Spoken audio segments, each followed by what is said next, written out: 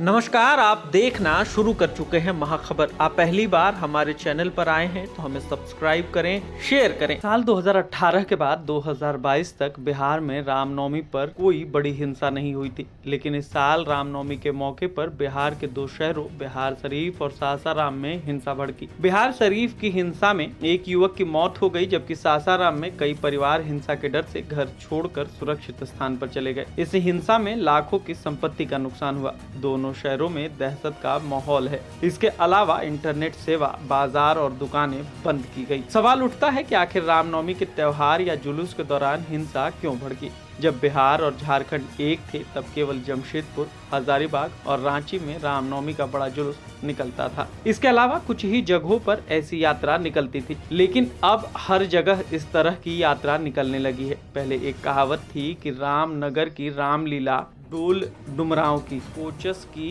कंसर लीला, तजिया सासाराम की। सासाराम की तजिया पूरे भारत में प्रसिद्ध थी, लेकिन अब हर जगह रामलीला होती है और यह सब वोटों के ध्रुवीकरण के लिए हो रहा है। रामनवमी की शोभा यात्रा में अब एक और बदलाव आया है कि यह बड़े स्तर पर आयोजित होने लगी है। पहले यह छोटे स्तर पर स्थानीय अखाड़े की तरफ से होती थी और रामनवमी की शोभा यात्रा का आयोजन विश्व हिंदू परिषद और बजरंग दल मिलकर करते थे। इस बार रामनवमी की शोभा यात्रा में अराजक तत्व ज्यादा थे और वे उत्तेजित करने वाले नारे लगा रहे थे। नालंदा पुलिस ने बिहार शरीफ में हिंसा भड़काने के मामले में करीब 150 लोगों को गिरफ्तार भी किया है। बिहार शरीफ और सासाराम में पहले भी कई धार्मिक आयोजन हुए हैं, लेकिन इन जगहों पर हाल के वर्षों में कभी ऐसी हिंसा नहीं हुई। सासाराम में पिछली बार साल 1989 में सांप्रदायिक हिंसा हुई थी। यह हिंसा अयोध्या राम मंदिर आंदोलन के समय हुई थी। उस समय बिहार के भागलपुर में सबसे बड़ी सांप्रदायिक हिंसा हुई थी, जबकि बिहार शरीफ में पिछली बार सांप्रदायिक हिंसा साल 1981 में हुई थी।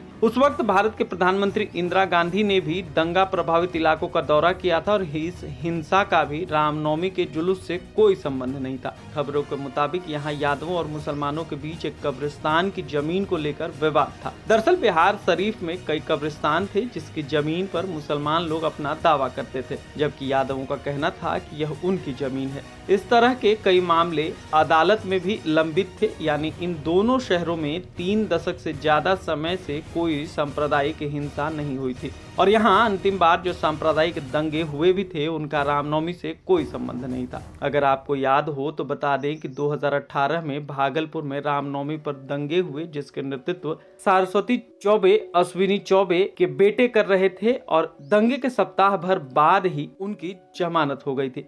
राज्य में भाजपा गठबंधन वाली सरकार थी। ऐसे में अमित शाह ने नवादा में जो बयान दिया उसका कितना औचित्य है समझ नहीं आता। कुल मिलाकर ये सब प्रायोजित दंगे हैं और भाजपा के लीडर इसमें पूरी तरह भूमिका निभा रहे हैं।